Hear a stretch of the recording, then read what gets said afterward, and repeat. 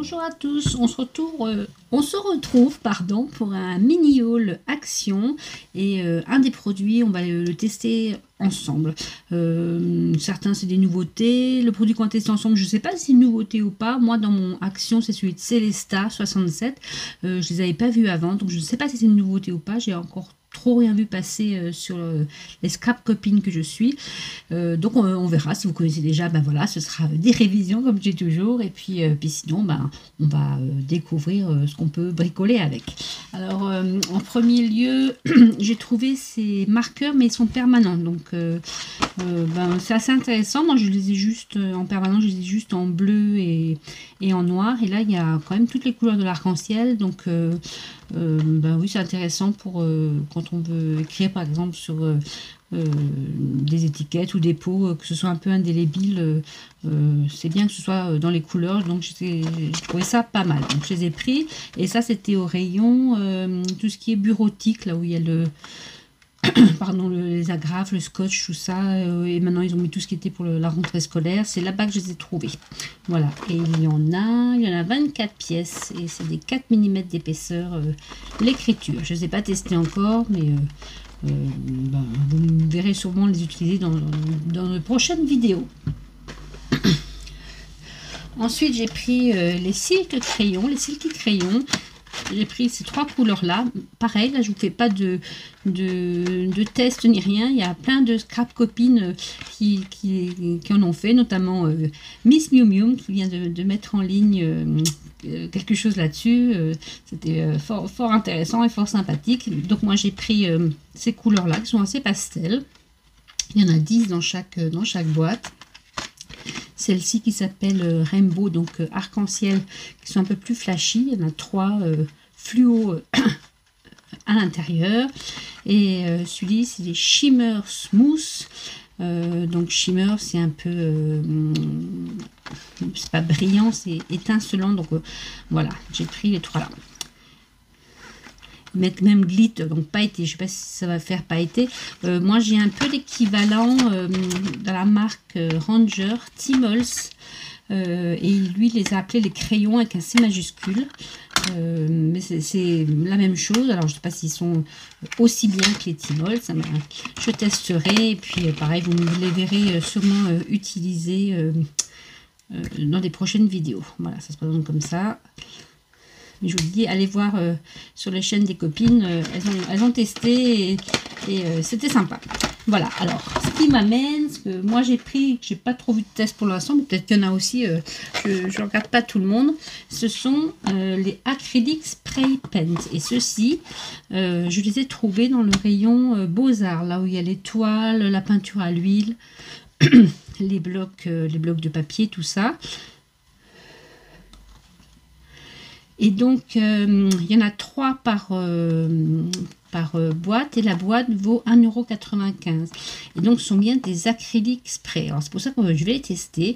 Parce que si c'est de l'acrylique, eh ben, je pense qu'on peut faire beaucoup d'essais, comme si on avait de l'acrylique en tube, sauf que là, c'est en spray.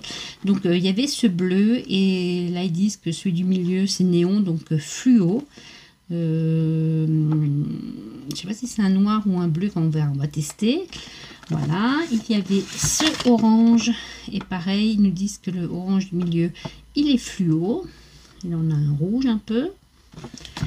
On a en vert, et là c'est le vert du milieu, pareil, qui est fluo. Et on a celui-ci où il y a un rose, un mauve, et c'est le rose du milieu qui est fluo. Voilà, alors pour pas faire de cochonnerie, je me suis fabriqué une petite boîte, parce que les sprays, bah, c'est comme les sprays, tous les sprays, hein, sage prise, on en met partout. Donc j'ai juste découpé cette petite boîte pour que ça passe sous la caméra. Voilà, c'est juste une boîte en carton que j'ai raccourci, et comme ça je pourrais faire quand même sans en mettre partout. Allez, on démarre, on essaye. Voilà, j'ai juste tapissé un peu l'intérieur de ma boîte avec du papier absorbant. Et pour mes 2 premiers essais, je vais utiliser les 2 papiers de ce bloc-là. Donc un pour alcool marqueur, l'autre pour aqua marqueur, pour voir comment réagit la peinture. Et je vais utiliser toujours les mêmes, les trois mêmes couleurs pour, on verra suivant les supports comment ça réagit. Alors je les ai juste secoués un petit peu parce que c'était pas complètement homogène. Là vous voyez, il y a encore des traces un peu de fluo. Donc je les ai juste secoués comme ça pour que tous les pigments soient bien homogènes dans la peinture. Alors on va commencer par le premier, c'est le papier pour alcool marqueur. Donc, on va amorcer un petit peu. Ouais, voilà. C'est plus liquide que je pensais. C'est pas comme de l'acrylique, ça fait un peu comme une encre. On va essayer le violet. En tout cas, l'odeur, c'est vraiment l'odeur de l'acrylique. On croirait qu'on repeint à la maison là. Et le fluo. Voilà. Donc ça perle un peu en surface, ça ne pénètre pas trop dans le papier. On va faire l'essai avec le papier pour les aquamarques. Voilà, hop, pareil, les trois mêmes couleurs. Voir si ça pénètre plus dans le papier.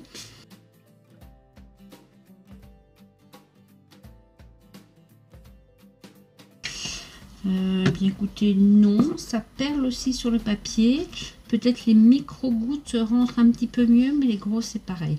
Ben, on va tester tout de suite pour voir si au heat gun ça sèche ou s'il ne faut pas l'acrylique en peinture. Normalement on ne peut pas trop mettre le heat gun, que ça cloque. On va voir si comme c'est plus liquide, est-ce que ça sèche avec le heat gun sans que ça cloque.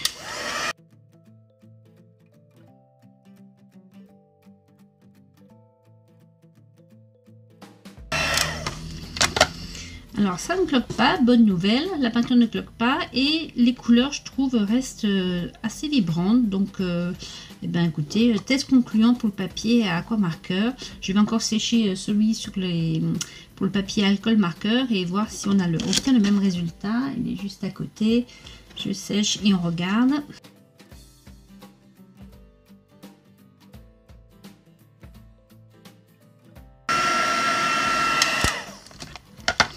Eh bien pareil, ça ne cloque pas et les couleurs restent eh bien, assez vibrantes. Voilà, je les mets côte à côte pour que vous voyez. Je trouve que c'est pas mal.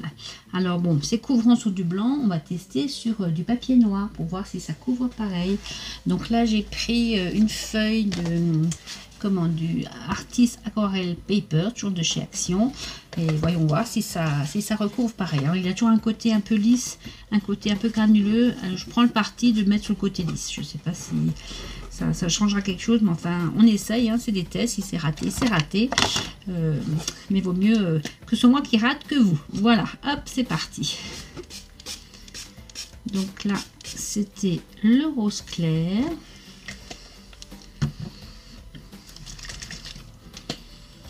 le violet,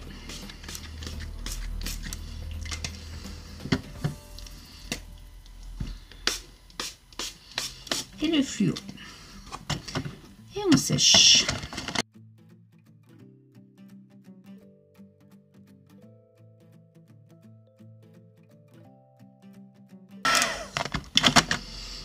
Alors, ce n'est pas aussi couvrant qu'une acrylique en tube. Ça fait plus comme une aquarelle, je trouve. Les aquarelles métallisées, ça donne un peu l'effet là. Mais bon, ça peut être intéressant pour faire des fonds quand même, je trouve. Voilà, ça c'était les essais sur le papier noir.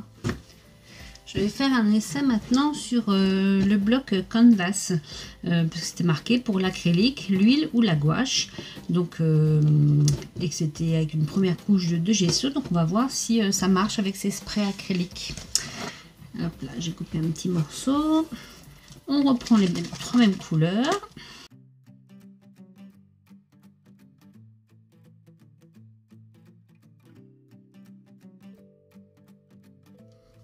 Voilà, alors je ne vais pas sécher parce que comme justement il est enduit de gesso, c'est sûr qu'à la chaleur ça va cloquer, donc je ne le fais pas. On va laisser sécher comme ça naturellement, mais je ne sais pas si vous voyez déjà que les pigments se mettent dans la trame de la toile. Donc on verra ce que ça donne quand ce sera sec, si ça fait joli ou pas. On va continuer nos essais pendant ce temps.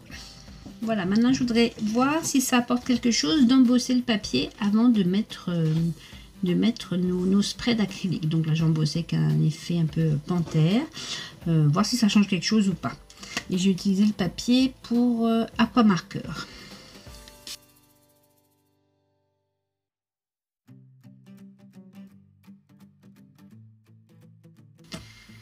Alors ça déforme un peu, comme c'est humide, ça déforme un peu l'embossage. Est-ce que si on fait couler, je vais peut-être en spritzer encore, mais en essayant de faire des coulures, voir si ça rend quelque chose.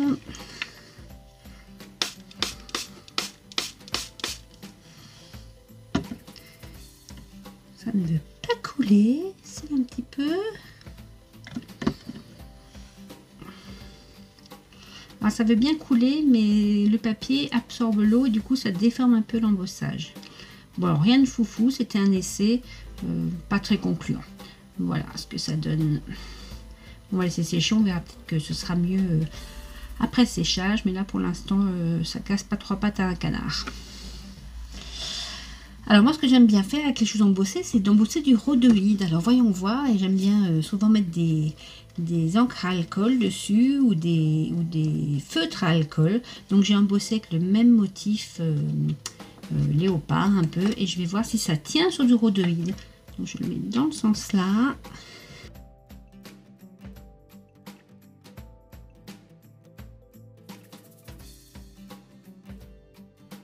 Alors je l'ai mis sur l'envers. Ça tient pas terrible pour de l'acrylique, je pensais que ça accrocherait plus.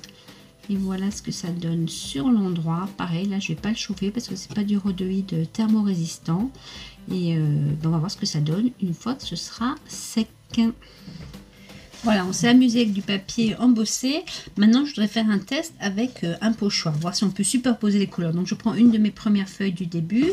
J'ai ce pochoir que j'ai préalablement, vous savez, je fais toujours ça, mis de la colle repositionnable. Je vous mettrai en barre d'infos toujours un lien pour, si vous êtes intéressé. Franchement, je m'en sers tout le temps. Hein, c'est un bon investissement. Voilà, donc comme ça, je mets mon pochoir sur ma feuille. Ça colle avec... la colle qui est sur le stencil. Voilà, et du coup je vais quand même faire une entorche, je vais quand même changer. J'ai pris de l'eau de bois de ce vert assez foncé, voir si il est plus adhérent ou plus couvrant déjà que les roses. C'est une très jolie couleur, c'est un vert émeraude, j'aime beaucoup. Et celui-là il sent vraiment fort l'acrylique, on croirait qu'on repeint le plafond là. Voilà, j'ai essayé de décoller sans faire couler. Ce sera peut-être le plus dur de cette vidéo. Ah ouais. Non, vraiment, là, je suis contente du résultat. Bien que j'ai fait un peu couler ici. Mais franchement, ça couvre bien et ben, ça ouvre de nouvelles perspectives. Voilà, je l'ai séché au Egon et pareil, vous voyez que les couleurs restent tout à fait vibrantes, j'aime beaucoup. Et je voulais aussi vous donner vite une petite astuce. Quand vous utilisez vos pochoirs avec de l'acrylique, quand une fois que c'est sec, vous ne l'enlevez plus. Moi, c'est un peu comme la peinture à l'huile. Là, j'ai coupé dans la vidéo et je dis vite allez le laver à l'eau. Ça part très bien à l'eau, mais faites-le tout de suite parce que sinon, votre pochoir il va être de la couleur de votre spray. Un dernier truc que j'aimerais tenter, moi les peintures acryliques en tube, eh bien, je les utilise avec ma gel plate. Alors, est-ce que ça marche avec les sprays? Voilà, vraiment, c'est du, comment dire ça, c'est un test, un crash test, on va dire même, parce que je ne sais pas du tout comment ça va faire. Donc, je vais faire comme d'habitude, et au moment où normalement je mettrai mes peintures, et je mettrai les sprays, et on verra ce que ça donne. Donc, je mets toujours une base de gesso, moi j'aime bien.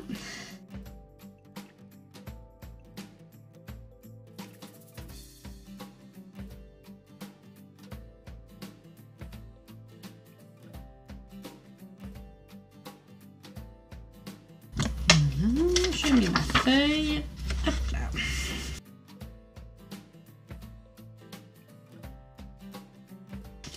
Je mets mes sprays, ce sera vraiment la surprise. Alors je ne vais pas les étaler, je vais voir si comme ça marche, sinon j'essaierai en les étalant. Ça fait pas du tout la même structure que si je mettais pas de la gouache, comment, de l'acrylique en tube.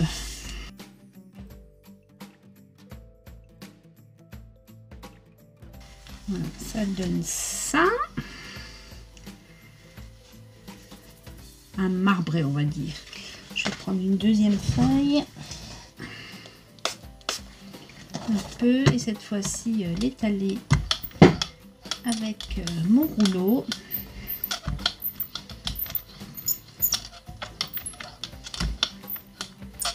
Ça glisse, hein, ça fait pas du tout comme avec de l'acrylique. Hein.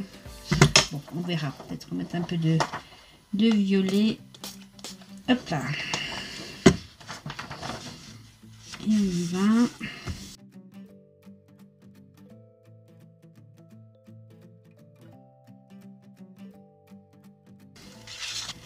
Voilà ce que ça donne. Ouais, bah c'est plus humide qu'avec une acrylique en tube, mais je pense qu'on peut s'amuser quand même avec, parce que je trouve ça fait sympa. Peut-être avec des pochoirs ou des tampons. Ouais, je vais m'amuser à faire des trucs quand même. Donc ça marche sur la gel plate. Alors je vais laisser sécher tout ça, aller laver mon matériel, et puis après je vous montrerai les résultats secs et puis quelques créas. Alors, je me suis ravisée. Que d'eau. Eh bien, j'ai une idée. Est-ce que, comme c'est de l'acrylique, est-ce qu'on peut faire du papier à la cuve? Alors là, c'est vraiment pareil, un crash test. On verra si ça donne quelque chose ou pas. Donc, normalement, l'acrylique, ça flotte. Alors, on va voir si celle-ci flotte.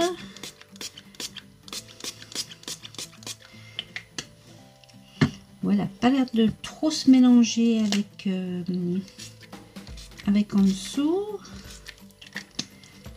Voilà, on va mettre une troisième pour voir. Et on va voir si ça marche. Hein. Là, c'est vraiment un essai. Alors, hop, faire comme ça.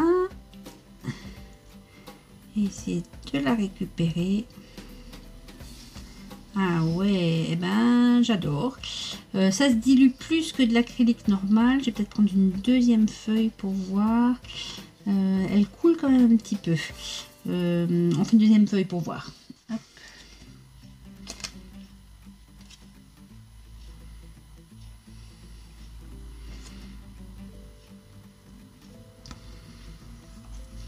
Bon, ça fait pas des marbrures comme j'espérais. Mais bon, pour faire un fond, pourquoi pas. Voilà, tout a séché, je vais vous montrer les résultats. Donc ça, c'était sur le papier alcool marqueur du bloc. C'est très joli, je trouve. Les couleurs restent quand même assez vives. Sur le papier aqua marqueur du même bloc. Sur le papier noir pour aquarelle. À nouveau sur le papier alcool marqueur, mais avec un pochoir et une autre couleur. Là, vous vous souvenez, j'avais embossé pour voir. Bon, là, c'est pas foufou comme résultat, c'était un test. Hein. Mais bon, peut-être on peut en faire quelque chose quand même. La bonne surprise, c'est... attendez, faut que je mette un fond blanc là, vous voyez bien. La bonne surprise, c'est le rhodoïde, une facette, ça fait très joli, je trouve. Voilà, ça je vais le réutiliser peut-être avec d'autres formes de classeur d'embossage, mais je trouve que ça fait très joli. Ensuite, sur le bloc canevas, une fois sec, ça donne ça. C'est pas mal aussi. Avec la gel presse, là pareil, je trouve ça joli, même pour faire une couverture ou comment, pour coller sur des boîtes, ça fait un joli papier décor, je trouve. Voilà, le deuxième passage où j'avais étalé, on voit les marques du rouleau, où j'avais étalé la deuxième couleur au rouleau. Et enfin à la cuve, c'est joli aussi, je trouve. Voilà, là par exemple pour faire un ciel ou un fond marin. Voilà, allez, je vous fais une réa avec, je vais choisir avec quoi, et puis je vous reprends tout de suite. Voilà, alors je vous ai réalisé une carte en utilisant deux de mes essais, celui avec le rhodoïde et derrière, on ne voit plus trop là, celui avec le papier alcool voilà, dans le ton sur ton. Donc j'ai fait un shaker, je ne sais pas si vous allez voir, et j'ai rajouté les 2 petites découpes d'oiseaux, il y en a une là, puis une qui se balade par là. Et ça, je l'ai mis dans le shaker avec les paillettes, et devant la cage. Comme je l'ai fait tout simple, le shaker juste avec de la mousse, et ben, du coup j'en ai profité pour tester les permanent marqueurs, et j'ai teinté ma mousse de côté. Par contre, il ne marchait pas, ça ne marche pas sur le rhodoïde, le permanent marqueur. Du coup, eh bien, j'ai mis du feutre à alcool, voilà, comme ça marche toujours, ça c'est une valeur sûre sur le rhodoïde. Et les petites choses blanches que vous voyez, c'est du Posca blanc. Voilà, ça marche bien aussi sur le rhodoïde, avec le petit sentiment Stay Magical, reste magique. Allez, restez magique les filles. Je trouve que ces sprays sont pas trop mal. Pour le prix, ça permet de se lancer, si vous ne connaissez pas encore les sprays à petit prix, on va dire. Et puis l'acrylique, c'est différent quand même des sprays, des autres sprays que j'ai de chez Ranger ou de chez Nuvo. La texture est un peu différente, ça fait pas des paillettes, ça fait vraiment, ouais, c'est de l'acrylique, ça fait vraiment de la peinture, mais je pense que je vais bien m'amuser avec dans mes futurs créas, et je pense que je vais aussi les utiliser vu que ça marche sur la toile Canva et le rhodoïde. Je pense que je vais m'en servir aussi pour mon Mixed Media. Voilà, et bien j'espère que ce petit haul test vous aura plu, et je vous dis à bientôt pour de nouvelles aventures. Salut Pissama!